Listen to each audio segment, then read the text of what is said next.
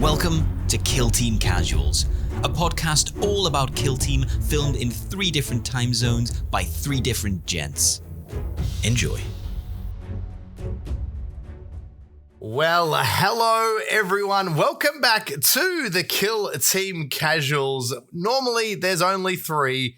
Let's be honest, most of the time 2 of us. Today we've gone the other way. We've gone real hard, committed. There's 4 people today. So let's start with the people you'll know. Welcome as always to my right is Ben from Battle Brothers Tabletop. What's up? Thank you. I think I've been downgraded once again to guest status on my own show after the past few weeks. Secondary guest. You know what you did. It's good to be here. Yeah, it's good to be here. Man, yeah, if any lower, I'll just be friend of the show. Passing it over to Russ from GFN Gaming. Thanks very much, friend of the show, Battle Brothers Tabletop, Ben. And welcome to Reese from Threes to Wound, throwing it right back up above me for the first time. And now, obviously, breaking our guest hoodoo, we've brought in someone who's just as excited as Ben to talk Legionaries. We've brought in Shane from Command Point. Shane, thanks so much for joining us. Hello. How's it going? It's good to be back here. I think the last time I was on here was a million years ago, and we talked about Legionaries. What are the odds? What are the odds? So we're going to change things up today, and we're going to talk Legionaries again, because, you know, if it's not broke. Is Shane our first returning guest? Am I? Oh, he might be. What does that say about what we've done to previous guests? Yeah, he's our favorite guest. Let's just say that. He's our favorite guest right now. Wow. There you go. Right now. That's the one. Might be the first returning guest. Right now. He's the only guest to snipe Legions of Russ. That's almost, the first guest. So that's official. Has nobody done it since? I don't think we haven't done much Legions of Russ. I don't think so. We haven't had many guests. Yeah. You know, that's quite an honor to be up there with the sniping of Legions of Russ. Only the chat get that. Ben and Reese don't even get that, to be fair. No, that's fair. Yeah. Well, also just wanted to say a quick hello to the 5th guests of the show, which is the chat. Thank you everyone who's jumping in there live. Definitely, we've got a few people. Hi Rocker, who's jumped across from the Command Point Discord. So welcome. Richard Warrior Princess, Kill Team Ken, Digger Al. We've got Sigismund. Big welcome back to Ayo Adrian, longtime friend of the show. Always a pleasure to have you. Monkey Paints, Linford, Norwich KT. We've got a whole bunch in there, so welcome.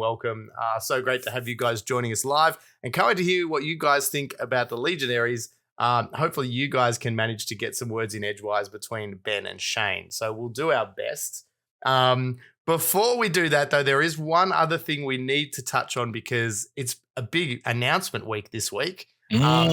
We saw some new stuff. Now, Ben, you've been very excited about elite teams for a while, but you got an elite team this week with a bit of a green shade. Tell us about it. Oh yeah, man! The new freaking Rekkas, dude! I'm so hyped. I love elite teams in any form. Legionary is my number one, obviously, but anything that is elite, I like it. And so we got some elite orcs coming back, reminiscent of the old knob days of Kill Team 18 and the good old days. I had a lot of fun back then. And a lot of fun in the last edition. And spoiler alert, I'm having tons of fun in the new edition because elites are real spicy. So yeah, I'm super hyped for another elite team. It's the Tank Busters. It's a sort of a facelift on the old Tank Busters kit. And we got like rocket hammers and or hammers, whatever they're gonna call them. Yeah, rocket launches. Whatever. All this. I'm so excited to have real orcs, not like commando garbage, swill, worthless blood axe nonsense. Wow. Ready for real orcs to be back. Yeah. Make orcs great again. It feels like they got lost a little bit, like Tank Busters in a game with 0 vehicles, but I am glad they got lost. They wandered into Kill Team, and here they are. And yeah, I mean, it's got to be apart from Legionaries, it's got to be one of the most exciting elite teams coming.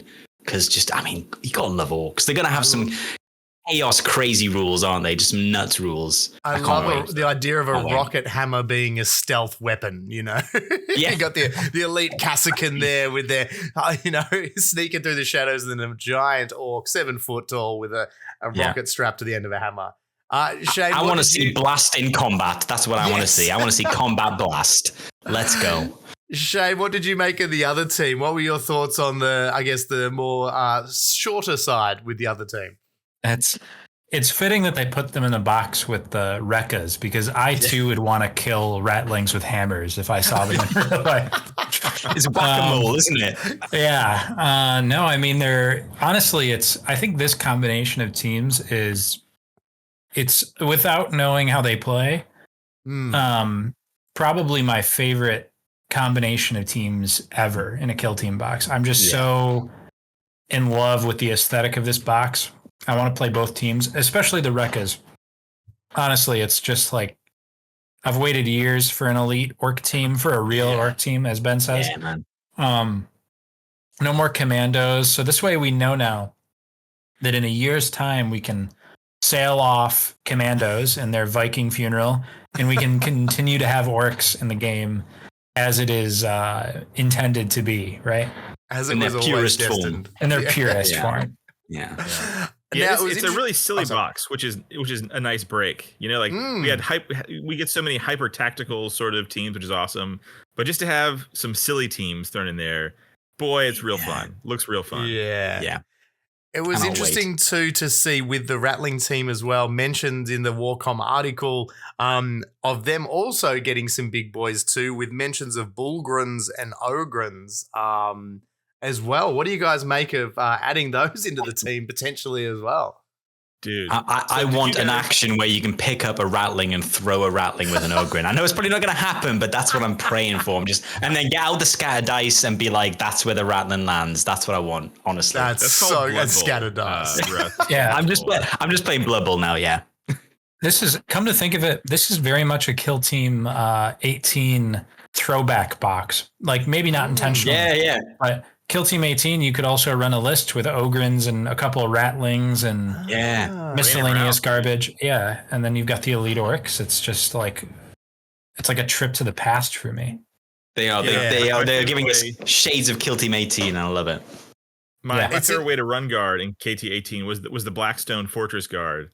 Where you had, I forget what's in you had the Crusader guy. What was his name? Yes. Oh, with the sword and oh man, he was tough. You had Rain and Rouse, and the new Rain and Rouse had a thing where like the fire and fade, where you shoot and then you dash. And so these guys sort of have some sort of like out of phase movement. Is that the Scarpa? After each enemy operative's activation, before the next operative activated, you can perform a free dash action with one of your Rattlings. And so basically just always moving away from enemy operatives. So yeah, that could be a lot of counterplay, and I kind of like that. It makes them even more be able to like react really well to the enemy. So it could be could be a real headache to play against or to pilot as well. I don't know. I'm guessing they're not going to last long in close combat. That's for sure. The terrain 5 wounds. They've got to be low wounds, I imagine. Yeah, hardy. They've got to be like hard to see, but low wounds. But I don't know. Extra maybe they can eat sausages, eat second breakfast, and then have like heal wounds or something. I'm just trying to imagine what it would be like to play that team versus Legionaries. the little Rattlings. Just getting knocked off at left, right, and center. The terrain was interesting too. There's some new terrain, obviously, in the next box there, the compound siege terrain, which is kind of like, I guess, extensions to some of the Volcus terrain that we're seeing as well. So nearly reminds you a little bit of Octarius, actually starting to make like compound type structures and that, which is really cool. I think there's more opportunity for that kind of hybrid battlefield of the indoors, outdoors kind of feel, which is really, really cool. Yeah, I love, I know Beta Desma is a hot topic, but I really liked people, the much beloved Beta Desma. But one thing that I did really like about that season was when the boxes came out, it keeps the price lower to not have a full terrain set in there. So that's good. Way easier for people to get into. So I like that. If you want to get in, you get the big box, and then you have your terrain, and then you don't have to spend $200 every time. So I love that. I'm excited. I think it's good stuff all around in this box. Yeah, definitely. Yeah. I was like, all right, enough of the new. Let's go back a little bit and come talk about what we came here to talk about. Ben, do you want to kick us off? Take us into the wonderful world of Legionaries and why you're so hyped, and then maybe give Shane a go. Oh man. So so hyped on Legionaries. All of us here, I think maybe except for Reese, played a ton of Legionaries. Little old Shane did real well with Legionaries last edition, especially before this new elite meta. But Legionaries got a glow up. All elites have, but Legionaries especially have a glow up. I've got a few games in with Legionaries, and they just feel. Let me tell you what, they feel good. They feel real good, boys. I feel like I'm saving them. It's like a fine wine, and I'm just sort of like I want to be into Kill Team Edition 3, know the rules seamlessly, and then like a hot bath, slip into Legionaries and be like, I'm home. That's why I'm kind of the moment. I'm just sort of like I love them so much. They were my main team, second edition, but I don't want to do them dirty. I feel like I could have 100% win rate with them if I just ease into it. So I'm waiting. But give me a rundown. So who should I be taking in my team when I slip into them, Ben?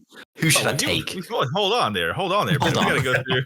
It's a journey. It's a journey, my friend. Tell me. Russ is already in the butter bar. Give me the information. Slid right past us all. The water is running. I'm soaked up. What's happening? What's going on? There's a butter boy ready. He's ready. I've got the loofah.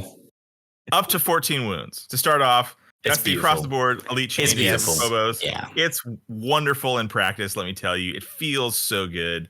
And on top of that, a huge change is the roster has been unlocked. I have been posting hashtag unlock the roster for years now, and so glad that it finally happened. Yeah. And then 3 years later, they did it. That's you, buddy. Yeah. That's you. That's your power. I like to take credit for that. Yeah, it's probably only me, actually. And so we have the Marks of Chaos. They've changed a little bit.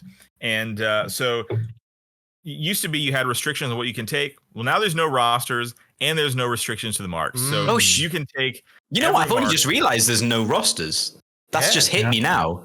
Yeah, welcome to Kill Team 3, dude. Yeah. There's no roster. Yeah, I've not played a tournament yet. I've got one in a couple of weeks. I'm ill prepared. No rosters, man. You're gonna do great. Sounds like you're gonna do great. I'm gonna take Legionaries. Obviously, I'll win. You know what I mean? As long as no one else is taking Legionaries. Nah, because you know so much about them right now. Yeah. So starting off with Khorne, right? So we got the Khorne mark, gives you melee weapons. They have severe, which is if you don't roll a crit, you can turn a hit into a crit, retain it as a crit. Yeah. Awesome, nice. Great. It has some great synergy. Then you have Nurgle, and so the one thing that feels like a downgrade, which is totally fine because what you get is worth it. Yeah. Nurgle, Feel No Pains seem to be a thing of the past now, and so the passive Nurgle ability is whenever normal damage of 3 or more is inflicted on this operative, roll 1d6 on a 5-up, subtract 1 from that inflicted damage. Right. Yeah. So but normal damage though. Yeah, not as good as the across the board as it used to be. But what you get from it again is a fair trade. Moving on. Do you reckon? Sorry to interrupt, Ben. Just quickly, just on that Feel No Pain, that change, because that's obviously for edition wide. Do we feel like that was a case of there was definitely getting too many Feel No Pains, like too many models had those 5-up? You ever play Galapox? Yes, I have. Yes, I have. Far too many. So the answer is yes. Okay, cool. I got my answer. On to Slanesh. Yeah.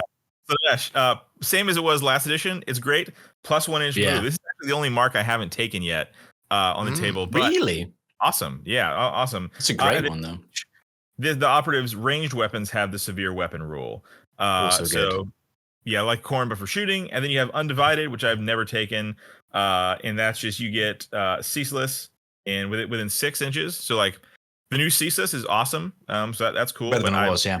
Because that's like Wormblade now, isn't it? That's pick a number and re-roll like all 2s or 1s. Yep.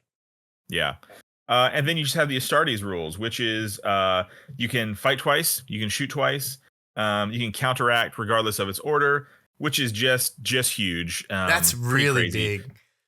We were talking about last ep the fact that how big counteract for elite teams is in general, but then now to add that you can use it while in conceal, that toolbox just gets pretty scary. Yeah, pretty nutty. You know what they can do. But you still can't charge or shoot though, can you? But you can just do the other things. It's still limited, I assume. Yeah. You can fight. Yeah. Okay, cool. I just thought I'd double check that right now because I was like, because that would be insanely good.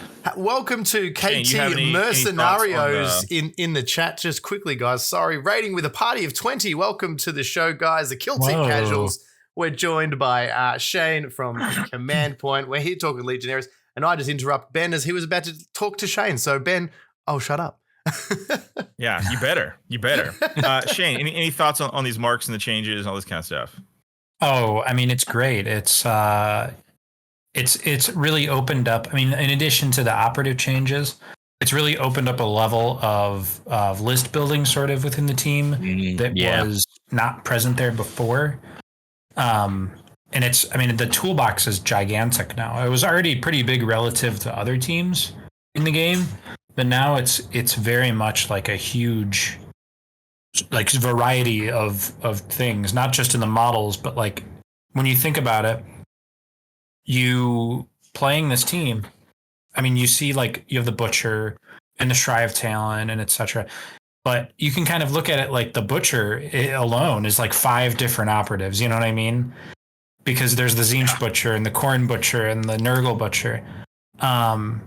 And they all play, I think they all have like little differences in how you apply them. So I'm really excited about that aspect of it and how they sort of like all the different little lists that you can construct amongst these new marks and stuff. Yeah, man. Just from a hobby side of things, being able to make a team that is all the marks is just fantastic. But from a play style as well, it's just from a layman's perspective on the Legionary side, I'll represent the casuals, those maybe looking to get into them or not playing them that much. Now we have eliminated rosters. So what are you bringing to the tournament? Like, are you just bringing every type of operative and then just working out marks to I guess add customization before you know, who's my opponent? What are they probably taking? And that's just giving you, I guess, that open kind of kit you can use.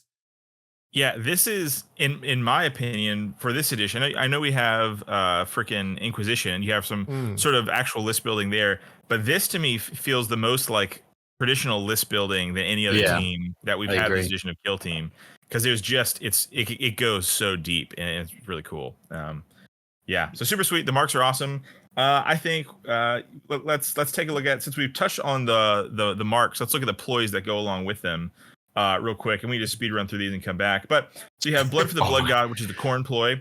I just love the fact that they fixed the ploys and the fact that they do something for the Khorne thing, but they do something for everyone as well. When I first saw that get revealed, I was like, oh my God, they fixed it. I don't know what it needed, but they were like, yeah, this impacts everyone, but does better for the specific god. Anyway, carry on. Love it. You only have 4 strategic ploys, but they each affect everybody in different ways. So it's awesome. So the Khorne one, for friendly Legionary operatives, excluding Khorne, when they're fighting, the first time you strike during that sequence, inflict 1 additional damage. That can be really good into some like breakpoints. Like that was the original one, wasn't it? Yeah. And now, that's what you used to get. Khorne, here's the buff if you're Khorne. Add 1 to both damage stats of friendly Legionary Khorne operatives' melee weapons. So that happens whether you're fighting or retaliating, right? Just you add to the damage stat. So that turns your Butcher from 5/7 into 6/8, right? Which is disgusting. That's gross. That feels illegal. Love it. Right? So awesome. Some great synergies there. Turns a power weapon into into a power fist with lethal 5. So like just crazy stuff. Yeah. Awesome. Then you have Implacable, which is a Nurgle ploy. And so for all of your Legionary operatives, you can ignore any changes to the stats of friendly Legionary operatives from being injured, which we know from last edition was insane. Awesome, right? Insanely like, put good. It up all the time. Yeah. And then the buff for Nurgle units, which is, again, really good. But they get the first one as well, don't they? This one doesn't say it just says Legionaries get to be not injured, and then Legionaries. Oh. Yeah. Did they get both then? On this one? They presumably get both, yeah. Yes. Yeah. Because it says friendly. So the Khorne one says not Khorne, but the other one's like they get non-injured and the bonus. Yeah, so this one is you ignore 1 pip of piercing on guns. So if a plasma is shooting you, it's AP 0. If a Melta at AP 2 is shooting you, it goes down to AP 1. Don't even need to tell you why that's good. You already have go on. You have a way to get a 2-up save on somebody with your equipment. This is just, I don't need to tell you why it's so good. Then you have Quicksilver Speed. This one, dude, Shane, this is my favorite. This feels gross. So for everybody on your team. Whenever a friendly legionary operative is fighting or retaliating, fighting or retaliating. So whether you're the attacker or the defender here, worsen the hit stat of the enemy's operatives' melee weapons by 1. So if they're hitting you Grizzly on trophies. the assault intercessor is now hitting you on 4s instead of hitting you on 3s. I mean, that's right? How are Felder looking? Beautiful. Yeah, if something's hitting you on 4s, now they're on 5s, they might as well just shoot themselves. Like that's just Galapox, yeah, great. This is good. And then for Slanesh operatives, I'll read it out. Whenever an operative is shooting a friendly legionary Slanesh operative that performed an action in which it moved during this turning point, worsen the hit stat of the enemy operative's weapons by 1. In all cases for this ploy, this is not cumulative with being injured, so it doesn't stack, which is fine. It doesn't change you. So if you're Slanesh after you've moved, you're -1 to hit in shooting. Awesome. I don't think it's better than ignoring the AP, but like sometimes, like again, there's cases where this is awesome. And then the Fickle Fates, this is the Tzeentch one. Whenever a friendly legionary operative is shooting a ready enemy operative, that friendly operative's ranged weapons have the punishing weapon rule. If the weapon already has that weapon rule, it has the relentless weapon rule instead. So the Tzeentch, if you take the passive Tzeentch, right, that is a crit if you don't get a crit. And this is punishing, which means if you get a crit, you can turn a fail into a regular hit. So just super reliable. And then for the Tzeentch operatives, in the roll defense, this is the same one they had from last edition. In the roll defense dice step, if you retain any crit successes, you can retain one of your fails as a normal success instead of discarding it. So this one is awesome. Pairs really well with some Tzeentch tainted bolt pistol stuff. So sometimes some teams like Nemesis Claw, they're a great team, but like their 4 strategic ploys, like maybe you only use 1 or 2 of them. These are so good. In the games I've played, I'll have all 4 running. I was gonna say, I can see a scenario where you're just like, I'm dropping. I take turn 2 initiative. I've got 2 extra. Yeah, I'm running them all. That's crazy. After turn 1, I was gonna say after turn 1, you should probably always have like 3 up at least. Yeah, it's a bit wasteful to not run at least 3. Is there a standout for you, Shane? Is the one that you think this one is every turn? Or is it always situational? It's so I think Implacable. I mean, right? it's implacable, I guess. If you're Nurgle, you're definitely taking that every turn after the first turn. Or I've been taking it on the first turn just to like be a little more aggressive on turn 1 to position. But if there's any melee on the other side, you're taking Quicksilver Speed every turn after the first. Yeah, I mean, that just seems so good. -1 to hit. Oof. Yeah, and I found that Blood for the Blood God, even like running no Corn operatives, is so helpful just to have the extra damage a lot of the time that it's hard to pass up. Yeah. So I don't know. I mean, they're all so great. I think Fickle Fates is the one I use the least, I'll say, but they're all great. And which is the Fickle Fates is that same? Yeah. I said it's interesting. I was agreeing. Go for it, Reese. Yeah, I say it's very interesting with the one thing. It definitely feels like Undivided has been left a bit out in the rain. There are you ever taking Undivided, or is it just not worth it because you just don't get this? They used to have fight twice, shoot twice, didn't they? And now they Stars just get that. So what do you think, Shane? I have a thought. I think that there is like minor niche cases maybe for Undivided. Yeah. Remains to be tested a little bit, but I think that Undivided Melta has some play. Within 6, so within always 6. get that. Yeah. Okay. It's actually, because if you math it, it's just better than having Tzeentch a lot of the time. I see. So you get stasis on your hitting on 3s, rerolling 2s or 1s, I guess. Yeah. Yeah, unless they have an invuln, I guess there's some things that have that. It's not called that anymore, but unless they have that, you're better off just having more hits, especially with piercing 2 and the high damage. As long as you get like 3 hits, most things just die. So, and if against a Marine, 4 hits, it's probably dead. So you can run the math. I've done it on the calculator, and the new Ceaseless beats Severe pretty much all the time, I think. Yeah. Yeah. I can see either thinking, undivided, or maybe although it's good, you have to be really down to the wire, like Slanesh, to get the extra inch for the melter to be like, just to make sure he gets, because you got the 6-inch range. But I actually do agree. Yeah, I think looking at the rules now, undivided for melter might actually pretty decent, because it is better. The ceaseless now reroll better than it used to be, just one, like, because it used to be balanced, I think, and now I've had times where you roll 3 1s with a melter and you're just like, damn, I've got nothing now. I hope you save so I can Veterans of the Long War, but that's all I've got. Yeah, you're giving up, what is it called? The 4 APL Firefight ploy for Zinch, which I guess we'll get into. Mutability and change, yeah. That's the big thing you're giving up. But I guess it's up to you if that's worth it or not. I haven't tested it a ton yet, but that's my main thought. I guess it's going to be the same. I assume if you're on Into the Dark and you need to open a door, you might still want to be Zinch, so you can move, dash, open a door, and then shoot, I guess. So rude. Interesting. Oh man, you know what? This is not helping me, because now I'm gonna have to make and build another Zinch, another Legionary team, just because I need. You know what? It's getting the blood flowing. I love a bit of Zinch. I love a bit of Legionaries now.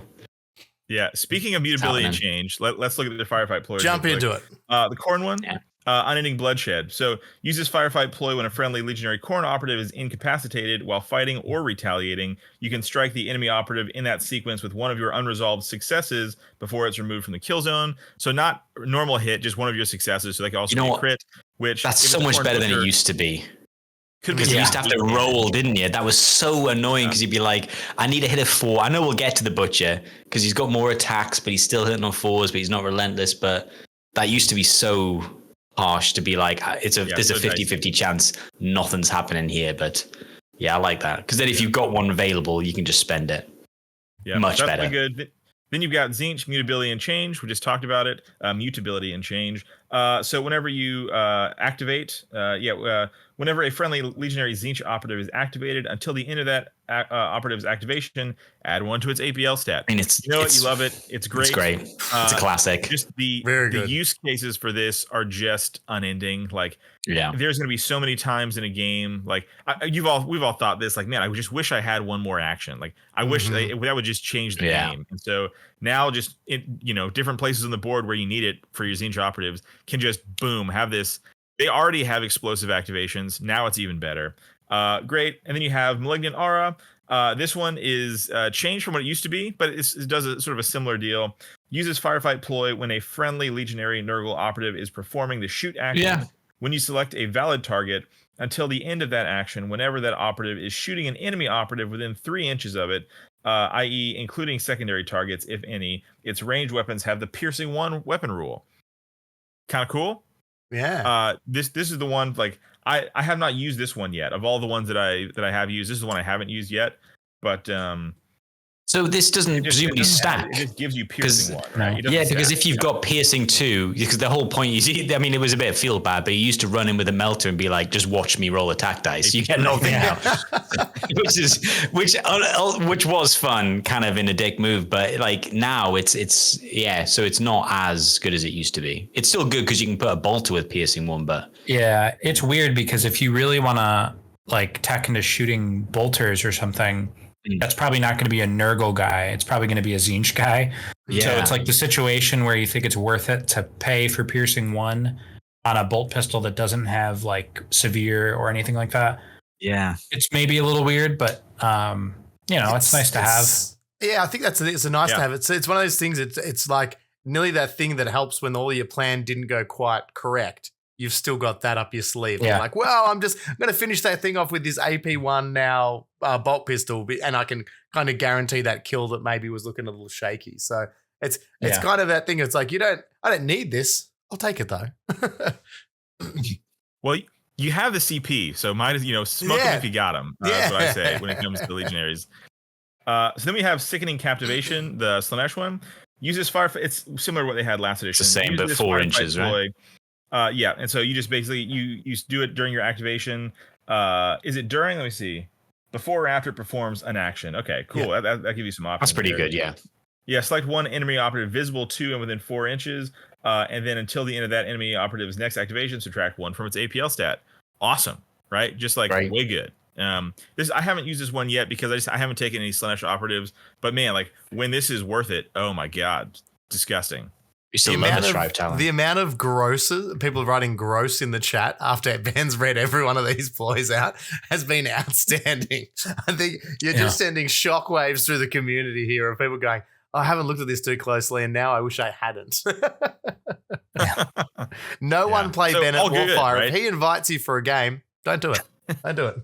It's not worth it. It's not worth it. I think any thoughts on those, Shane? Well, go for it. No, the sickening captivation. I'm glad that stuck around. The Slanesh Shrive Talon is alive and well. Yeah, one of my good friends, the Slanesh Shrive Talon. I think I ran him after our last podcast episode where you were like, I run this guy Galapox, and I ran that to great success. So I credit you with that because I was just like run-in, sickening captivation, attack you, 2 people -1 APL. This is love and life. You can have it gets better now. Imagine you're playing Gellerpox and you run a Slanesh Shrive Talon and then you take stun grenades and he charges a guy, kills a guy, stuns a guy, pays a CP to stun another guy, then throws a stun grenade to stun a third guy. Beautiful. He doesn't know when to stop. They've had enough. That's funny. Unending Bloodshed is just amazing. I mean, that's like so much better, like we talked about. Just being able to do like there's a lot of things in the game that just like you take that against a melee team and you have like a butcher or a power fist and you're just gonna kill something with that model no matter what happens pretty much. That's a really strong ability. Malignant Aura, like I said, it's a little worse than it used to be, but still not too bad. And then 4 APL Tzeentch is, I mean, I used to think Tzeentch was not good, but I was always jealous on the outside that they got that ploy. And now we can take Tzeentch and it's good, and they still have that. So really happy about that. I mean, the Balefire with Tzeentch on Into the Dark, that move, dash, open a door, blast your team is still a thing. So good. It's just great. Well, let's jump on in and have a bit of a look at the operatives now. Hey, Ben, take us through them. You guys think operatives or equipment? What do you think? Which one? Oh yeah, let's go equipment. No worries. Yeah, jump on. You're the expert. Please. We'll go. Well, Shane's the expert here. I'm the humble. I'm just a messenger here. More of an acolyte. So let's go speed through it real quick. Warded armor, strategic gambit, which is I didn't realize this until the last game I played. It's a strategic gambit. So this happens in place of a strategic gambit, right? So one turn basically. So like a stall, which I love, is like, I'm going to do this, give you a chance to tell me what you're going to do. Give me time, even though I'm going to put all the ploys up anyways, just for fun. It's just, I like those little things. I like it. I'll take it. The mind games. Step of the next strat phase, change that operative stat save stat to a 2-up. So I mean, that's an improvement because it used to go, didn't it?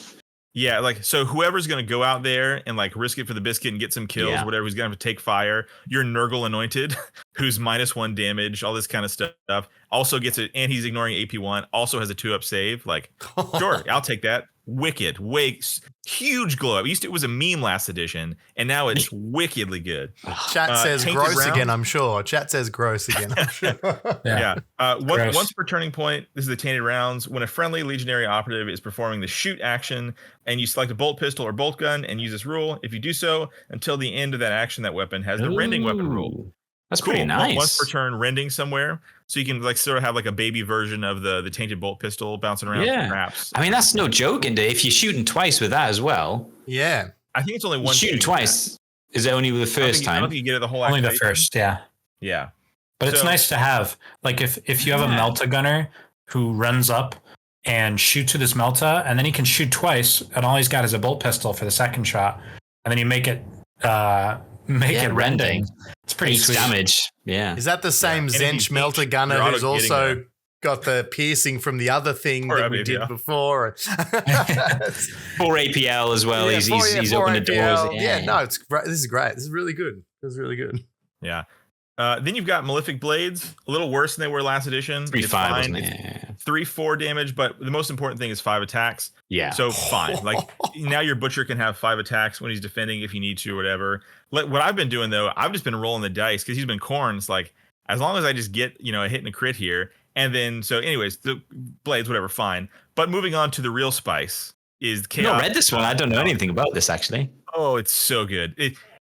All the operatives we're about to talk about, once you think about them with Chaos Talismans, that's when they start to get nutty. So Strategic Gambit, select one Mark of Chaos keyword once during each of their activations when a friendly Legionary operative that has the keyword is shooting, fighting, or retaliating. If you roll 2 or more fails, you can inflict D3 damage on that friendly operative to discard one of them and retain the other as a normal success instead. Note that if it's the shoot action and that damage incapacitates that friendly operative, the action doesn't end. Continue the sequence with your successful attack dice. So that's interesting. You go in with somebody and you whiff, right? You get 2 hits. The butcher, classically. That it sucks, right? But now you just discard 1, take D3 mortal wounds. It becomes a hit. If you're Khorne, it automatically becomes a crit. If you didn't have any, if you're Tzeentch, it automatically becomes. So this sort of great synergy. Damn, that is good. This is the real game changer in all my games. What do you think, Shane? Yeah, the talismans are great. Also worth noting, I keep forgetting this because the last couple games I've run mono mark, is you have to, as a gambit, you pick the mark that you're going to call it for, and it makes it funnier on your note of it's like a pass. When I announce that my mono Nurgle team is going to use the Nurgle mark for the Chaos Talismans, go ahead and do a ploy now. But no, it is really good. I think it's a little better for shooting than melee, just because, in melee you don't want to make the break points any easier for your opponent. But it has that synergy with Khorne where you don't really care, because as long as you get that hit, you're going to, you're going to one shot them, maybe if it's an elf or something. So that's really cool. And on top of that, it's when you think about say you have like a tainted bolt pistol with Tzeentch, and it's got severe, and maybe you've got the Tzeentch ploy on, so you've got punishing, and then you've got Chaos Talismans. The worst thing you can roll, literally the worst thing you can roll, is 2 crits if you use the talismans. If you roll 4 misses, you can talisman to discard 1, make another hit, severe makes it a crit, punishing makes another hit, rending turns that hit into a crit. That's the worst thing you can roll, assuming you just completely whiff. I mean, how insane is that? And talismans kickstarts that. My thing that I'm seeing with all this, though, is the biggest issue is remembering all the ways you get better. That's the hardest task you have here, is keeping track. I think it's keeping a straight face. I think it's when you look at your opponent in the eyes and say, so I've missed everything. So that becomes a hit. That becomes a crit. That becomes 2 crits. And then they're just like, are you taking them? And then they just storm away. I mean, that's the hardest part. That's the worst roll. That's the worst roll. Imagine an average roll. Yeah. Imagine a good roll. Oh my! It's like Kazakhstan. Yeah. It's just like everything's hit. It's like no, you rolled all misses. They're all hit now. Don't worry about it. That's so good. My average rolls with that stack was just 2 crits, 2 hits. Is sort of like if you roll like average or 2 crits. And you're double shooting that gun, by the way. Yeah, I was going to say it's not shooting once. I do love the things like the Chaos Talismans and a lot of these stuff though. The one thing I'll say, as much as we're laughing that's OP, at least it's feeling very chaos. Like even in 40k, you take runes, like it's you have to sacrifice something. And as Shane was saying, in close combat, there's that risk now where you're pushing yourself to a break point to make it a bit easier. Yeah. Like the risk reward is really cool when it's very chaos. So I like that. And also, before anybody complains about the Chaos Talismans, I just want to highlight that Loyalist Marines and Eldar have the same thing, but it doesn't hurt you. So, I mean, if there's anything overpowered about Marines, it's not the Chaos Talismans. Had to be something. There had to be something. Yeah. Well, I'll take it. Oh, sorry, Reese. I think there's a little bit of that classic Australian delay happening with you and me today. I'm so sorry. And so speaking of that tainted bolt pistol, let's talk about who's going to be carrying that thing. So let's go into the operatives, and I'm going to start with the aspiring champion. You know him, you love him. He's a beefy boy. He's got 15 wounds now. He's going to steal your girlfriend. He's going to take your lunch money. He is a bad mamma jamma. So he's got the In the Eye of the Gods ability once during each of this operative's activation. If it incapacitates an enemy operative, add 1 to its APL stat until the end of that activation. Beautiful. So it's just so good. It's an incredible utility ability. And he's got the same slate. I'm not going to run you through all the weapons he's got. You know what he can take. pull up the thing at home to follow along. But something has changed a little bit that used to be plasma pistol, but now with the plasma pistols have been reduced, and this tainted bolt pistol that we're talking about is so good. Tainted bolt pistol power weapon. I mean, that rending does change everything. As you were talking through the talisman, that rending is just it's 3-5 changes the game. Yeah, 3-5. It's as good as a plasma pistol undercharged, and because of rending, it's almost as good as a plasma pistol charged. And it's a bolt weapon. And it's a bolt weapon, so you can fire it twice. It's just like, man alive. It is like goodbye the era of plasma in Kill Team being the lauded weapon. Maybe hello Bolt. Maybe Bolt. I mean, in the hands of elites. In the hands of elites, obviously, which is as it should be. But yeah, that's so good. Yeah. Thoughts on this guy, Shane? We'll compare him to the Chosen next, but thoughts on this guy? Yeah, I mean, he's. I think he's just better than. I don't know. I still think he's better than the Chosen, but I guess we'll talk about that in a second. I will say that my default is the bolt pistol over the plasma now, which was never how it was before. I mean, not in a million years. Could you have imagined that? I do think that the power fist is great. Occasionally with Khorne, the power weapon is the default, I'd say. I haven't messed around with the tainted chainsword. I can't imagine that it's good, but I mean, there's got to be something maybe interesting there with Khorne, maybe with making it 5/6 and you auto crit, so you're just.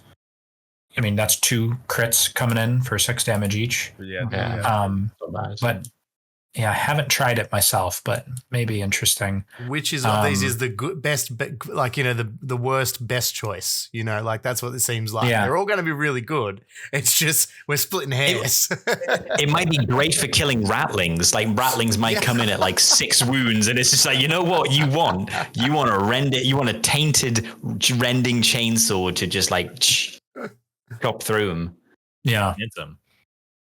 Yeah, so he's great, and then so for your other leader option, you have Legionary Chosen, and so he's locked into the Demon Blade, which is sort of a mix between a power weapon and a power fist, but hits on 3s. And so here's his abilities: Demonic Aura. Whenever an enemy operative performs the fallback action while within control range of this operative, you can use this rule. If you do so, roll 1d6 on a 3-up. That enemy operative cannot perform that action during that activation or counteract. I mean, that's great. More than a 50% chance. Yeah. I mean, that's only nice. 1d6. It's not the 2d6 we see with other people on a 4-up, but it's 1 on a 3-up. Interesting. And you have Soul Gorge. This is the one that, like, that one to me is, like, cool, I guess. But typically, I'm killing whatever I'm in combat with. But it's nice to keep you in there, for counteract purposes, whatever. But Soul Gorge, after this operative fights or retaliates, if it isn't incapacitated, but it incapacitated an enemy operative or inflicted critical damage during that sequence, it gains D3 plus 3 lost wounds. So I just saw +3. Yeah, that's insane. So did I. Yeah, a minimum 4. So, wow. No longer do we have the Nurgle versus Tzeentch rivalry, and that is now broken. But now what we do have is even more so than we did last time. We have Champ versus Chosen. Yeah. So Jermaine, give us your thoughts on this, because people see the healing and he's an awesome beat stick, and they sort of their eyes glaze over. But give us. I was going to say, thoughts on this. You said Aspiring Champ is your choice. Explain the choice. Why is it better than the Chosen? So the reason I like the Aspiring Champ is because of In the Eyes of the Gods to get the 4th APL if you kill something. I just think that wins so many games on its own as an ability. But I do think in matchups where you don't expect to like set up easy double kills, like maybe into other elites, I think the Chosen there could be good. It kind of depends on the matchup. Like I think against like Phobos, you could go Chosen, or into maybe Nemesis Claw. So here's the thing. A Khorne Power Fist is a crit and a hit kills a 14 wound model. Whereas the Khorne Demon Blade is doing 13 damage with a crit and a hit, which does not 2-shot a model, and that does make a big difference. So there's that. But Phobos, for instance, 12 wounds. That's doable. And then you kill them and heal. But I like the qualifier of if it isn't incapacitated, but it incapacitated an enemy operative or inflicted critical damage during that sequence, which, spoiler alert, it did one of those things. There's no way that it didn't do either of those things. Yeah, I mean, he's good. He's better than he was. The healing is pretty bonkers. I mean, the day where you heal 6 damage is just funny to me. Not your opponent. Not for the opponent. Yeah, he's really good. I don't know. It's I gotta experiment more with him. But the few times I've played him so far, I find myself missing the free action after a kill, especially on Into the Dark. I think the Aspiring Champion is like auto take on Into the Dark because you can park him against a door and it's like he's 4 APL without spending any APL because he'll open the door and then kill something and then he gets another action. Are we finding this new edition, Shane, as well, that like it does feel even more action heavy, like that those extra APLs, especially for elite teams, like as you said, it's pretty priceless because so many mission actions, so many secondary tac ops, even opening doors, ITD, there's always a reason for those operatives to have that extra one to squeeze out that extra APL. Yeah, definitely. Yeah, I think so for sure. I mean, it's like, especially with elites, you only have 18 APL, like not counting counteract. So, having one extra action on one guy on such a powerful model can have such a huge impact on the game and the board state. Like that one action you get could kill something. That could kill the Melta-Gunner sitting behind the guy you just charged. And now a Melta-Gunner not getting to move and shoot or something. Maybe that is the straw that kind of breaks the camel's back on that side of the board. And so I think you can't value an extra action enough, which is, that's why Tzeentch is great too. So. Yeah. And then on Into the Dark, like, if you have the Aspiring Champ on one side and a Tzeentch Operative on the other. Two potential 4 APL batteries that can just explode out on either flank. It's like, oh man. Yeah. I will say, don't make your Aspiring Champ Tzeentch if you don't need to, because if you pay to give him an extra APL and he kills something, you can't go to 5 APL because APL still stacks at 1 modifier. Yes, so you can't go to 5 APL with the champ. So good call. Don't get greedy, guys. Don't get greedy. Somebody out there will do that, and then somebody playing against them will call Legionaries more broken. 5 APL. So let's go to I'm going to start at the top of I'm working off the app here. The app, and let's go our way back. So we got the Legionary Shrive Talon. He is an old fan favorite. He's a champ, as he ever was. He's got the bolt pistol, and he's got the flensing blades, 5 attacks on 3s, 3/5, lethal 5. Importantly, vicious reflexes whenever this operative is retaliating. So it's changed a little bit. You resolve the first attack dice, i.e. defender instead of attacker. He has the horrifying dismemberment, where if you get a kill, when you're fighting or retaliating, it's like one enemy operative visible to and within 3 inches, and you subtract their APL to the end of the next activation. Wicked cool, awesome. And he's got the Grizzly Mark for 2 AP. Still 2 AP. Yeah, still 2 AP, and so which makes it more difficult for people to tap objectives. So this guy's awesome. One thing that I've found with this guy is that again the obvious one is like Slaanesh into some teams to just sort of, again, I hadn't even thought about the stun, the triple threat. The bomb as well. What mark does this guy want to be for you, Shane? What do you think? Oh, it depends on the game. I mean, you can make him Corn and you turn that weapon into a power weapon, 4/6 lethal 5. Yeah.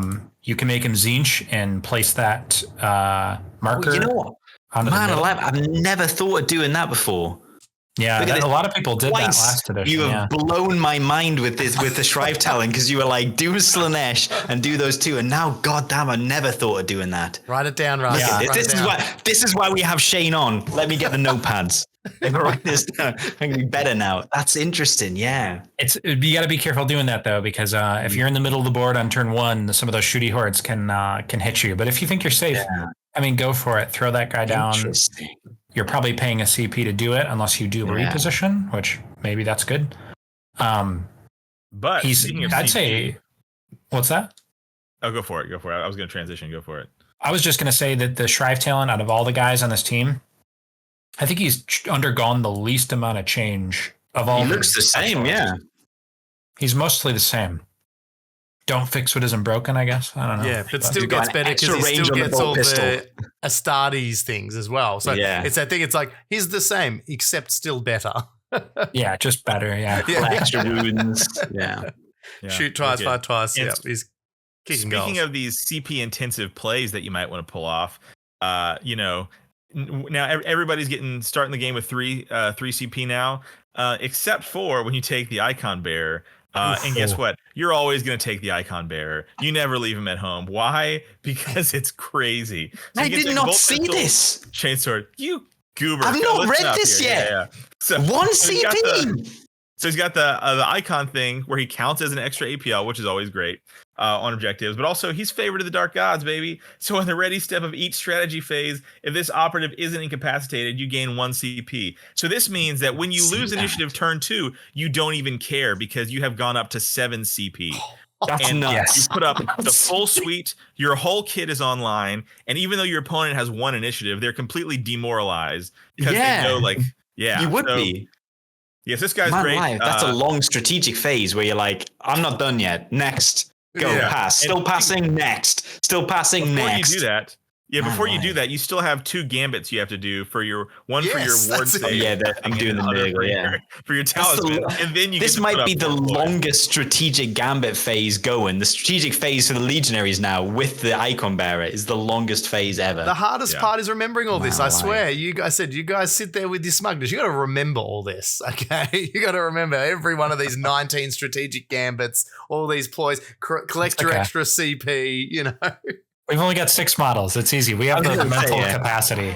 Okay, all right. So fair. I know you used to run this guy, Ben, as chain sword and bolt pistol because you liked him as a counteract. So is it match dependent, Shane? Is there a loadout? I mean, first of all, do you take the icon bearer? Is this Ben says it's a given? Is it a given? Is Ben wrong? Tell him he's wrong. But if he's right, Ben's he's very fine. right. Ben's right. The icon bearer. It's a true auto take. Nice. I mean, we can talk about later once we go through these what I think the auto takes are. But having the 7 CP on turn 2 is just egregious. 6 CP is a lot too. And it's so I've been running him with I mean, you can't really go super wrong. Chainsword bolt pistol is my favorite. But my problem was I didn't have I have an icon bearer with a chainsword and a bolt pistol built, and I've got an icon bearer with a bolt gun, and they've got the icon on their back, so he doesn't look like a very clear like flag bearer. So I've been running one of them as the warrior. So I've been forced to run the icon bearer with a bolt gun instead of the chainsword. I guess you could argue if you want to keep him alive, so to keep getting you that CP. So I guess a bolt gun is maybe a little better.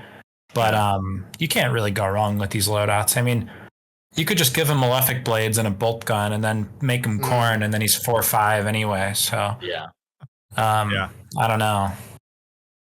Yeah, I found on the Vulcus boards, it's really hard to get those. I mean, like, not with obscuring, because with obscuring, right, like you can take your pot shots, but it's hard to get those cross the map shots just because like those pieces are really tall and really big. Yeah. And there's only like 3 light.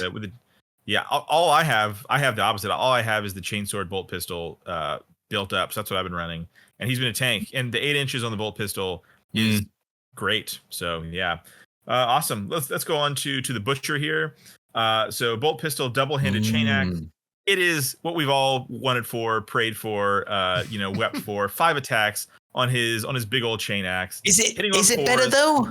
Because it used to be 4 attacks, but you got full relentless, so it was 8 attacks. Whereas now it's 5 attacks. When he's corn and you have chaos talismans, like you can kind of. I was going to say the chaos talismans basically just works out. 5/7, and it's brutal now. Was it not brutal last edition? I think it wasn't brutal for some reason. It was Reap 2, but not brutal. Yeah. So now it's brutal. So which means like, man, if you get like 2 or 3 hits, it's way harder for them to get you out. So because that was hurtful as well when you'd get 1 and like a Crute Hound would be like parry, and you're like, come on, what are you doing? Sucked. And so his ability has tweaked a little bit. I haven't had really time to mess with this a ton yet, but it's really fun. Whenever this operative is fighting or retaliating, enemy operatives cannot assist. So that's the same. This is my first time seeing that. That was the same for the previous edition. I ran him. You couldn't get combat support against him. I only ran him into like Casterkin or shooty stuff, whatever. Yeah. At the end of each enemy operative's activation or counteraction, you can select an enemy operative within 2 inches of this operative. This operative can perform a free charge action. You can change its order to engage to do so, but it cannot move more than 2 inches and must end that move within control range of the selected operative. So somebody runs up within 2 inches to get a shot on you, and they don't kill you because they're probably not one-shotting you unless they're freaking Inquisition or something, and you just charge them, and now you're in combat and you can kill them on counteract. So super cool. It's like a mini perpetual aggression, but not as good, but it happens more. It basically, I think the first time you're playing against Legionaries, you're going to get within 2 inches of the Butcher, and then you're going to get educated, and then you'll never do it again. You'll just be like, I'm just going to stay out of 2 inches of the Butcher forever now. People can warn you about it, but I think until it happens to you, that's when you learn. Like people will say, hey, remember with the Butcher, don't do this. You're like, I know what I'm doing. And then it happens and you get that 1,000-yard stare.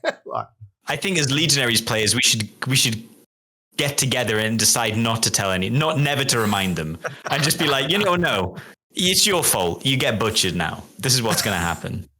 This is how you learn. Yeah. Is he better now though? Overall, with the Chaos Talismans, are you saying that the fight, because we wanted 5 attacks, everyone, it's annoying because there's a quest keeper out there with a double-handed eviscerator hitting on 3s, and then the double-handed chain axe butcher hitting on 4s, and it's sort of like, come on, guys. What's happening? But is he better than he used to be? Overall? I think as an entire package, as a model, he is better than he used to be. By the virtue of 5 attacks is really nice. Corn is a lot better. But I do have a thought on the new Devastating Onslaught. I actually think that's worse than it was. Before you just couldn't walk within 2 inches of him, period. Yeah. Now it's at the end of the enemy action. They have to be within 2 inches. So the guy with the melta-gun still gets to shoot you first, which is not great. And you could say, oh, well, if you're Nurgle, you don't care that much. But if you're Nurgle, then the Butcher isn't getting all the corn buffs. So it's like, I think overall the model's better, but I think that rule took a big downgrade, because what's better, eating a shot and then charging a guy, or just never eating the shot at all? And it would have been really great to have that rule now that there's no indirect grenades, because that was the big fear before was, oh, you can't go within 2 of me, but oh, you can still hit me with your stupid crack grenade. So that was kind of a problem. But it's still good. He's still great. He's a little bit niche for me still. He's not an auto take spoiler, but he is I think a little more interesting. Yeah. I used to love him in the last edition, but I do agree. I think it's a little bit of a downgrade. If he's parked behind a barricade and somebody goes in 2 and shoots you, you might actually not be able to charge them with only 2 inches, like going over. That's it. That's what I was thinking. I was like, you're not going to be able to make that charge unless you're kind of out in the open, or they get the drop on you. And if they get the drop on you, there's no obscuring, there's no cover. You're taking a lot of damage because they're not going to throw someone there with low damage weapon. And then you charge in, and then it's sort of like, well, this is your fault. This was a bad play that you did. Why did you do this? Now I'm just killing you. So yeah, I think tournament play, the Butcher might not see a lot of play on the top tables. There's a few matchups, but yeah, it's not amazing. Yeah. But for casual play, he's awesome. And you get someone with, it's just fun. Doing 8 damage with Corn, 6-8 damage brutal. There's nothing not fun about that. If you're having a casual game, it's just a lot of fun. Yeah, it's wicked. Let's move on to someone who has changed. Speaking of changes, has changed quite a fair bit. Let's look at the Legionary Balefire Acolyte. And so he's got a regular bolt pistol now, not a tainted bolt pistol with a reroll. Yeah, that's a difference, isn't it? Yeah. His Fire Blast and his Life Siphon are shooting attacks on his card now. And so the Fire Blast is maybe the same as it was, except it's got a 1-inch devastating rather than a 2-inch devastating. Or maybe, it used to be 2-inch devastating one, yeah. And then he's got Saturate, so no cover. Life Siphon, 5 attacks on 3s, 3/3, Saturate, Life Siphon. He's got the Fell Dagger, and so no longer he's not the Mortal Wounds bomb that he used to be. Yeah. But it's okay because of the Siphon Life ability. So he's got 5 attacks on 3s, 3/4, Psychic, Rending, Siphon Life. Here's the Siphon Life rule. Whenever this operative is using this weapon, At the start of the resolve attack dice step, you can select one friendly legionary operative visible to and within 6 of this operative, which could also be yourself.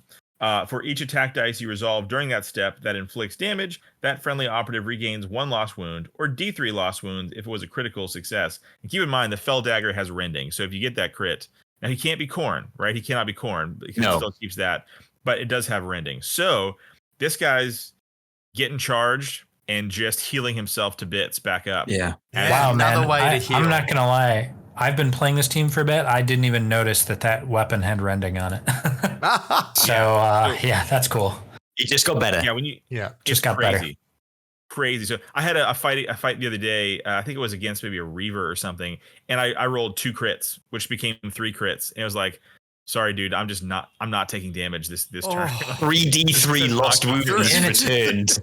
And it's kind of nice that the damage on it is so low, because against like the little guys, you might be able to get in more hits. Yeah, like the 8 wound guys.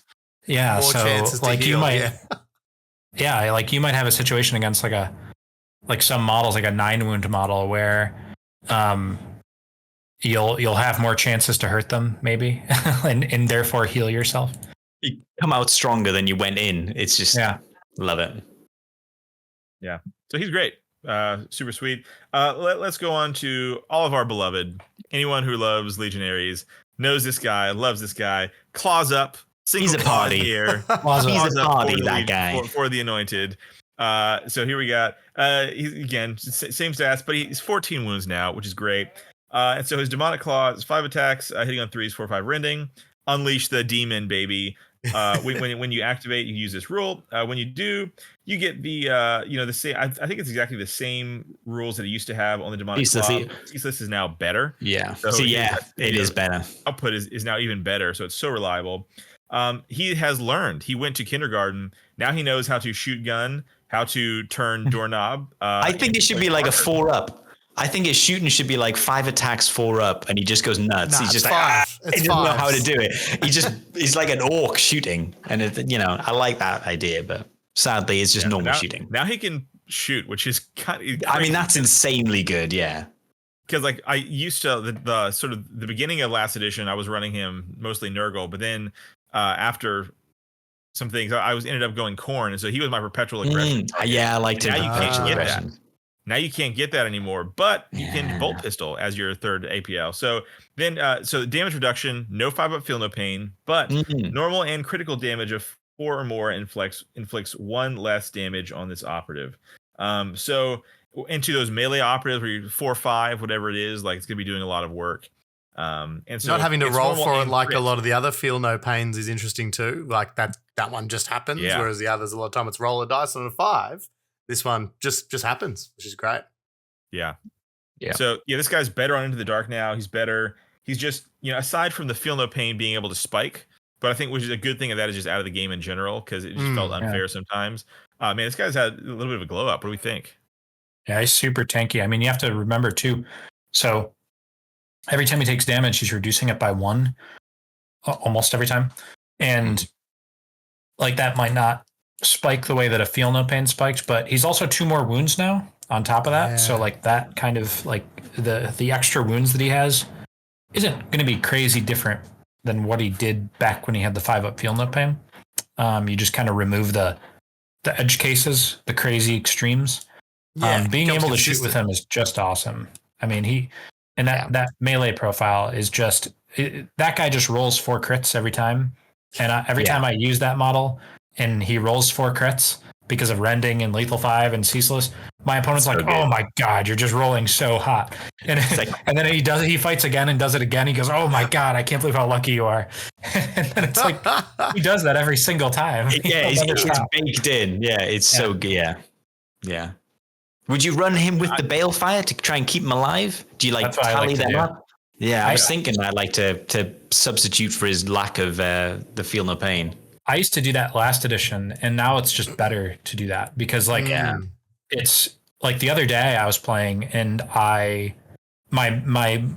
anointed was sitting there with like 2 wounds left, and I won initiative, and I had my my balefire shoot a guy with life siphon, heal the anointed like must have been like 2 or 3 wounds, and then charge another guy and fight him with the dagger and life siphon like another 5 wounds back onto the anointed. And all of a sudden my anointed that was just 1 wound has gone up to like 8 or 9 wounds. Oh man, alive. Demoralized. You see the color draining from your opponent's face as he's got to contemplate attacking an almost full wound anointed again. It's like, oh, love it. Yep. Yeah, it's amazing.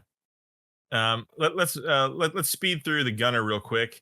You got Glow up here. He's got a bolt pistol now. So Hey. I love that. I really love that. Now you can pull up with a bolt pistol and finish people off. So you got the new flamer, which is there. It's it's flamer there. You got plasma gun, which is still a good weapon, but I look at it and I like grossed out. I'm like, look at this trash. You remember what it was? That's why comparison. Yeah, it's still great. It's just and then you have the Melta. And I used to run Melta by default last edition after nuking myself too many times with Plasma. And so I've been running Melta so far again. But like, man, Plasma in those 8 wound teams, super sweet. This guy, when you compare him to the others, it's like, man, I have been dropping Gunner way more than I used to. I used to never drop Gunner. Yeah, I can see it being dropped now. I think I can just roll without the Gunner here. I haven't been taking the Gunner. Yeah, well, you sub him out for the icon bearer, I assume now, just because he seems like an auto from that favor. Yeah, I think in the Marines, into other Marines, you take the Melta for sure. Yeah, and I think into like like teams like Gellerpox and Chaos Cult, you can probably go Gunners there. But yeah, no, I mean my default lists no longer include Gunners, which has been something to get used to for me. Yeah, that's quite a big change from the previous edition. Yeah, to be like, don't even need the Gunner. A quick question, Shane, just for you, regarding, I guess, the new edition and the Flamer. We've seen it's got a little bit of a glow up. Has it gotten back to a place where you're ever considering it, or especially on a Legionary Gunner, is it still the bottom choice? Like, is there ever a reason to take it? I was talking to somebody, I think it was John Reese, Can you roll a crit about Legionaries, and he said, oh, maybe you can take the Nurgle Flamer and make the Malignant Aura to make it P1. Yeah. And that's interesting. I don't really necessarily think that's great, but it is like a use case for it. Yeah. It's still worse than like the Warp Coven Flamer is that, but it's 4/4 damage, so it's quite a bit better. I think you probably still don't take that. Yeah. No heavy flamer still. For some reason, I thought, give us a heavy flamer on a heavy gunner. Flamer would be sweet. Yeah, heavy flame would be great, but that's a throwback to last edition. Yeah. Yeah. Speaking of operatives that don't come along, let's go to the heavy gunner. And so the heavy bolter cannot shoot twice, notably on this team. Veterans of War have forgotten how to shoot twice with their heavy bolters. Sausages. And the Reaper chain cannon has changed. It's no longer 6 attacks. It's 5. It's not 3. It's 3, 4. It's ceaseless. And punishing is pretty cool. Yeah, it's pretty cool. It also cool. has a sweeping profile. But man, I haven't taken Heavy Gunner a single time, and I have never wanted him. Yeah, me neither. I haven't missed it. Like I said, I think that Gellerpox and Chaos Cult maybe, but it's hard to justify. I think maybe in the mirror match you could go with like a heavy bolter Zinch or something, but I don't know. The gunner I'm not taking very often, and the heavy gunner has always been behind him in my eyes. So yeah.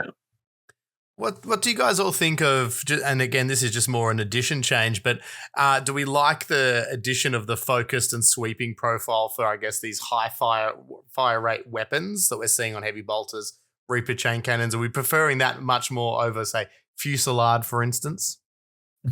Hey, I liked Fusillade only for the one use case where you could, with the 6 attack Reaper chain cannon. I remember at Nova, I went up and shot a blooded guy with it, and then he used the Dark Favor ability to like ping it onto the dork next to him. And then I said, well, I'm going to use Fusillade, and I'm going to put 5 of my 6 shots into the guy that I wanted to shoot. And then that was a lot of fun. Well played, sir. Well played. As a blooded player, I hate that. The cap, yeah. I mean, the sweeping stuff, I kind of just think you can ignore it. Yeah. Maybe that's funny you're not using it most of the time. Yep. I think like on Into the Dark, I guess if you really do have like a torrent shot, there you go, pop it off and get lethal 5 and all that stuff. But 5 attacks is an extra attack is really good. It's like having P1. Especially when you can look at is that over the abilities the Legionaries especially have of turning things into crits and all that as well. It's I guess obviously the benefit of the Fusillade is just shoot what you can kill and then shoot the other thing anyway. He's cutting out a little. Oh, carry on. There we go. Yeah, came back. We lost you for a second. We got you back. It came back. It came back. No, I know. I heard what you said though. Yeah, I would agree with that. And then I think we have one operative, and don't worry, guys. It's just a boring warrior. Oh wait. Can I do this one? No, it's not. Yeah, please go for it. So earlier I was teasing that I have certain auto takes, and I'm not going to say this is an auto take, but it is like 85% of the time, I'd say for me, roughly. I'm taking the basic warrior. Interesting. With a chainsword, and I swear to God, to try it. Just try playing this. It feels awesome. So the reason you take it, obviously, you can load him out with a bolt gun and chainsword or a bolt pistol fists. I've been liking the chainsword. But he has the Infernal Pact ability where when you activate him, you can change the mark of chaos that this guy has. So I just to think about all the different things you can do with this guy if he has a bolt pistol chainsword. So you can post him up with Nurgle on you can stage him forward, and then if the other team wants to run up and melta him or plasma him or hit him with any piercing, he's getting the Nurgle bonus to reduce it, and then you can activate that guy, switch him to Tzeentch or something, make him 4 APL to charge, fight, and double shoot. I had him on the midline in a game the other day on Into the Dark, and he was Nurgle. And my other guy opened a door for him, and there's a center line objective. It's that Into the Dark room with the big mission with the big room, that stretches from one deployment to the other, and there's an objective right in the middle. And he's Nurgle sitting there, and somebody else opened the door, and my opponent threw a guy, an important model, like a Starstrider assassin, onto that middle objective because you look at it and it's well, the door is accessible. You've only got 3 APL. It's probably not gonna do anything. And then I changed that Nurgle guy to Tzeentch, made him 4 APL, moved, dashed, and double shot the Tzeentch now severe bolt pistol with rending one of the shots and just wiped out a model. And the ability to have that into commandos where you're Slaanesh and then you're one of them, but then you switch to Slaanesh and now you're an extra inch of movement. And you can make a charge that you couldn't make before, and you charge and fight. And now that you've moved, you're getting the second bullet of the Slaanesh point too. It's just the ultimate flex model. So he can be the Nurgle tanky when you need him to, and then switch to Khorne and then have a 5/6 chainsword with severe. It's just an amazing flexible piece that can just do anything. This is I think that's it. I think it's the most flexible model in the game. Yeah. Get it out of here. I'm done. I love it. That is, what a way to make the base warrior. Yeah. What a way to make a base warrior just almost, like you say, 85% auto take because of all the utility, all the range you can do. Oh, yeah, because there's moments where you're fighting, let's say you're fighting commandos, and it's if you're meleeing commandos, you really want Khorne because you get the 5/6 damage, you get the auto crit to get around Justice Scratch. But maybe you don't want to fight them. Maybe you want to shoot them. And your Khorne guy normally is his double shooting bolt pistol is okay. But you make him Tzeentch on the fly, and you're just getting the strongest possible version of that play whenever you need it. And then it's rending because you have the equipment maybe. And so, it's crazy. I'm alive. Warriors are back. Yeah. Yeah, awesome. The warrior is there. I mean, I probably don't take him against Marines. But I mean, I don't know what that model's great. I can't imagine not taking him a lot of the time. Yeah. What a way to change up the dynamic of a team between editions. That's such a change to be you're not taking a gunner necessarily. You might take a warrior now. Yeah, that's crazy. That's such a nuts change. Yeah. Yeah, never in my life. Yeah, exactly. So now that we've walked through all this stuff, Shane, and there used to be Yeah, I coined the term last edition, the usual suspects, especially in your channel. Every other day, someone's asking, what should I take for Legionaries? And so I would have said with the usual suspects, XYZ, whatever. That is no longer the answer for Legionaries. Is now it just depends on so much. So walk us through. Now we know these operatives do. What or who are your auto takes? What's the core? What does the team composition look like? And all that kind of stuff. So I start with the two auto takes 100% of the time. I think that you'll never rotate out are the icon and the anointed. The mark is going to depend on the matchup, but I can't think of a situation where I don't take those two. I think for me, like 90% of the time, I'm going to take the aspiring champ. The other 10%, there's some worlds where you can go the chosen. After that, maybe like 95% of the time, Balefire. I can't say for certain that Balefire is every single game. I think he is, but I'm not 100% sure on that yet. Just like maybe into Marines, his damage output just doesn't quite get there, but I still think he's just so tanky and good. You probably still take him. And then, like I said, after that, most of the time the Warrior's there, but that's when you kind of start flexing around. The Warrior and the Shrive Talon are like on a similar level of usage for me, probably. But into, hordes and stuff like melee hordes, maybe you take a gunner instead of the warrior. Into like, I don't know, the Shrive Talon is really interesting because melee teams can't deal with him. But on the other hand, the shooty hordes, like the 2 APL gun line teams, that guy can charge and Slanesh you to like make you stuck in combat with him, which is really fun. And that's a really good like tactic to have against those kinds of teams. It really is tough. I mean, the Butcher's almost never coming in unless I'm playing against. So like I actually like the Butcher for the 14 wound teams that aren't Legionnaires or, I guess you could take him into what's it called, Warp Coven, but there's some ways they have to like make him kind of sad. But like into the mirror match, for instance, they're going to make you -1 to hit. So that's just a non-starter. You're not going to take that guy that hits on 4s, and that rolls out the Power Fist too. But against Night Lords, you're still hitting on 4s. They're 14 wounds. The Corn Butcher he 2-taps them. Same thing in Angels of Death. So I think in those two matchups, you take that. Phobos, you actually don't need the Butcher there. It's a little overkill. You can just take that's a good Chosen matchup because the Corn Chosen 2-taps them. Yeah, it really depends on the matchup. I mean, there's a lot less auto take. Like you said, Ben, the usual suspects are not necessarily like so rigid as they used to be.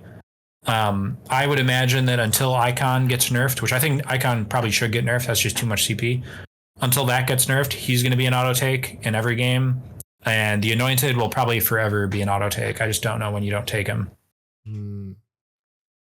I think it's such an interesting thing that we need to add because they're looking so powerful. What do you think, if any, what are the weaknesses of this team? What's the Achilles heel? I know you might not want to say these things because people might use it against you, but is there anything AP3. that does? Yeah. Is there anything that you have concerns or ways that you can hurt the Legionaries? I think that the ability to get easy access to crits, not a lot of teams have that, so it's easier said than done. Yeah. But if you can crit the hell out of this team, don't lean into piercing, lean into just like weight of good fire. Mm-hmm. Ironically, one of the best teams at doing that is Legionnaires. So there's your answer in the mirror match. What are the odds?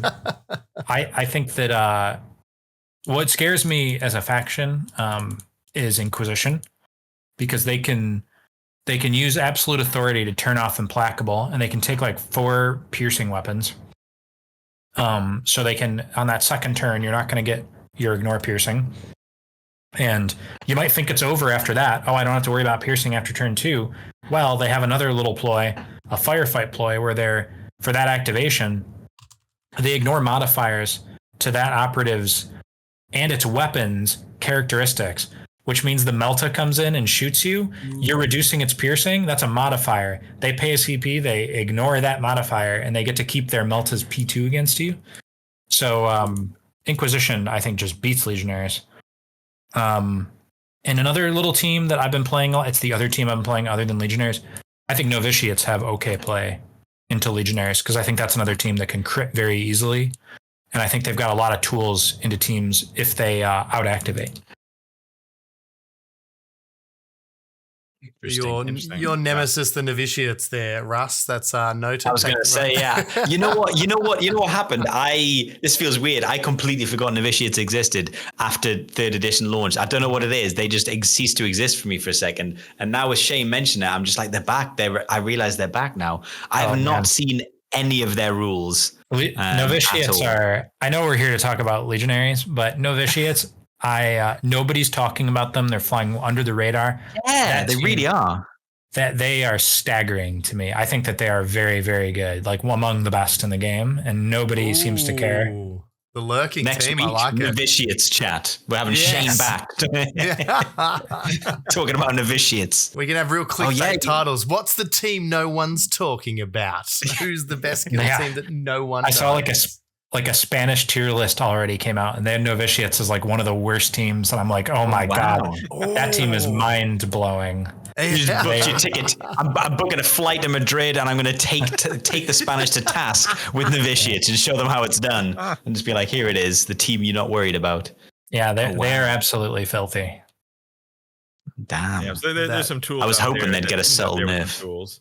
To take them down. So what would be, going into this new edition with the mission changing, all the scoring changing, I think, elites are loving life on top of all these cool things.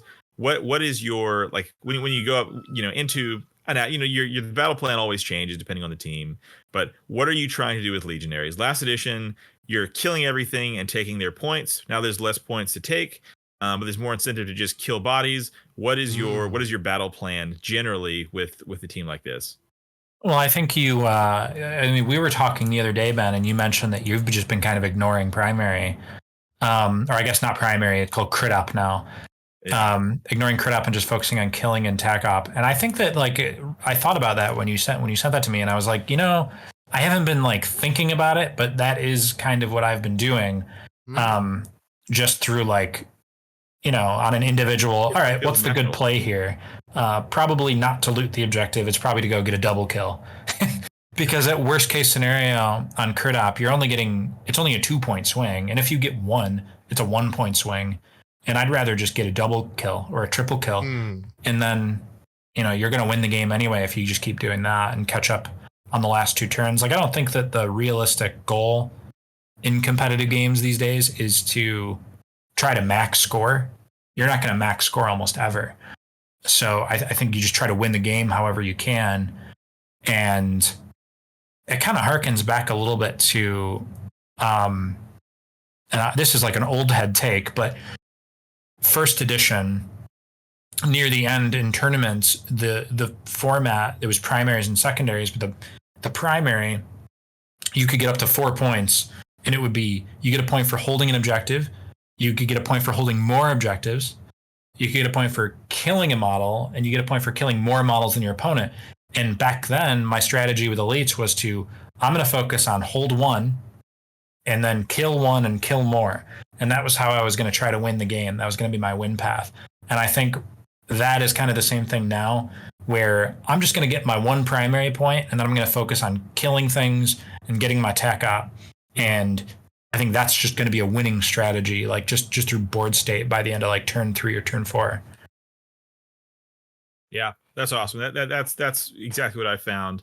And then, I know we're maybe going long here, but just to touch on tac ops, I forgot about this. They have access to seek and destroy. Is it security? I think is the other one. Security. Yeah. Yeah. I have not even looked at security. I've looked at it once and that's it. But pretty good. I've only run overrun. I was looking at champion. Yeah. And the champion route just equivalent. seems real easy to deny into maybe teams that aren't elites. And even Nemesis Claw, you're not going to score a champion if they have, a brain in their head with the box room, that kind of stuff. But I've been going for overrun, and it has just felt free. Doing this, pick up a point on primary while I can, if I can, and then just when it's convenient, and then kill everything. If I have 2 or 3 operatives that can score me overrun, you're not, and if your target priority is correct, they're not going to be able to kill 2 or 3 Marines in their side of the table. Like, it's just not going to happen. So Overrun has felt free for me. What are your thoughts on TAC Ops? Yeah, I think I mostly agree on Champion as far as Seek and Destroy goes. I do think that, am I wrong in that if you kill a model with 12 wounds or more, that counts as your 2 points on Champion? Yeah. So I think into Elite, there's maybe a take for Champion there. But otherwise, I like Storm Objective. I think that one's solid. And I think Overrun is probably the best of the bunch. I haven't played enough games to like figure out when one is better than the other. But I guess I'll shout out Security because you said you hadn't played it. I've played a little bit with it, mostly with Novitiates, but with Legionaries, I think if you're not out activated too hard, and you're not focusing too much on maxing TAC Ops, I think that Contain is really interesting because let's say you're playing against like an 8 model team, like Novitiates or Void Dancers, or not Novitiates, Void Dancers or like Higher Tech. And then, on turn 2, you're probably going to get your 2 points on Contain. And then they're going to try and deny you Contain, which means they're going to come closer to you and then you're just going to murder them. I think that's maybe a workable strategy if you're like, obviously if you're playing against like a horde or something, that's going to be tough. They have so many ways to kill, to like spoil that for you with their like late activations. But I think there's something to be said about Security, maybe with the take ground 2 on Into the Dark, just to like stand on a door and say, come contest this door. And they usually won't try. The guardsmen anyway. But yeah, no, I think Overrun is my favorite. Storm Objective I had some success with too when I tried it. I gotta try that one. Yeah, I haven't tried it yet. I've only really tried Overrun at the moment, but I do like Route, so I was just sort of like, this feels like home. It feels like home to me. Yeah. Feels like that warm butter bath again, doesn't it, Russ? It's that warm bath I'm just slipping into. Room, body temp. Just like, immediately wet yourself. Anyway. Well, sorry, where were we?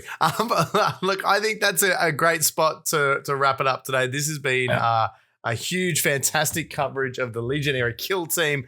I am both filled with excitement and trepidation to see them out on the battlefield. I think they're looking really, really good. But they're such a fan favorite. I think the rules also cover that perfect amount of thematic and fun to play. So it's very, very exciting. Thank you so much for joining us, Shane from Command Point. Make sure you are checking out the podcast for Command Point as well as on YouTube, all the good places you get your good content. And also there is the Command Point Discord as well, where you can go in and have some vigorous chats about all the good stuff there. Thank you. It's the spot. Oh, sorry. The Command Point server is the spot to talk Kill Team. Yeah, man. Shane, you got very anything else to plug? You got anything you want to the CPTS stuff or? I guess I should shout that. Yeah. So if you are, come join the community, the biggest Kill Team community, I think on Discord, any Discord, really big group of people, awesome group. And we do the CPTS, the Command Point Tournament Series on Tabletop Simulator. We do them quarterly, and it's basically a big TTS Kill Team tournament. And season 9 is going to start, probably within the next month. And that's going to be a good way for people to play New Edition against, all sorts of people. And it's friendly, it's beginner friendly. So everybody's going to kind of be learning at the same time as we go into the new edition, learning all the new missions and everything. Come play Kill Team on TTS with us on our Discord, and check out our channel, Command Point, if you're not already. We have videos in the works. Ryan and I have been super busy, so we haven't been uploading nearly as much as we wanted to, but there will be stuff in the future. In the meantime, you guys can keep watching Kill Team Casuals and having fun. So yeah, for the least latest news available, come to the Kill Team Casuals. We are always third with the news. Thank you so much again, mate. It's really been great to have you. Thank you as always to the always present Ben from Battle Brothers Tabletop. I never miss. I always hit. I never miss. I'm always here. Always Everyone knows that about you, Ben. Everyone knows that. I'm all reliable. You know, that's what they call me, all reliable. Thank you, Russ, for being here as always. Thanking you. Yeah, you know, I'm hoping every time we have Shane on, I buy osmosis, get better at Legionary. So I'm hoping that I will soak up this knowledge. That whole Grizzly Mark with Zinch is kind of blowing my mind. So I'm loving that.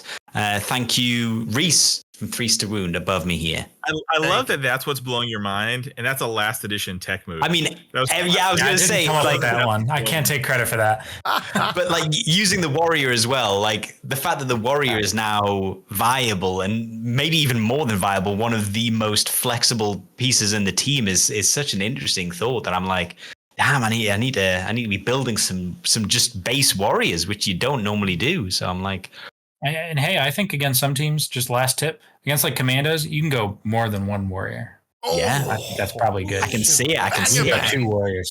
Yeah. Any other matchups? Is it that 10 maybe breakpoint? Yeah, 10 wounds. It's huge. Yeah. Yeah. Wow, there you go. Jeez, look at that. Tips to the end. This has been an action-packed, episode. There's been so much to unpack. Russ, you may even have to listen to the show for once just to make sure you. I'm gonna have to re-listen to it. Yeah, just to write some notes down. I mean, take some tips. Go on. Get my Legionary game up. To everyone in the chat as well. Really appreciate you guys staying in there, having a chat, chatting to each other, chatting to us, saying engage. There was a whole bunch going on. So thank you to everyone. If you're listening on the pod, please feel free to come join us live on Twitch. It's hard to say when. We post it in the Battle Brothers Discord. We do our best to give you at least 10 minutes notice. So always great to have you around for this. 07's in the chat, and we will see you next week. Thanks, everyone. Later, guys. Adios. Thanks for having me.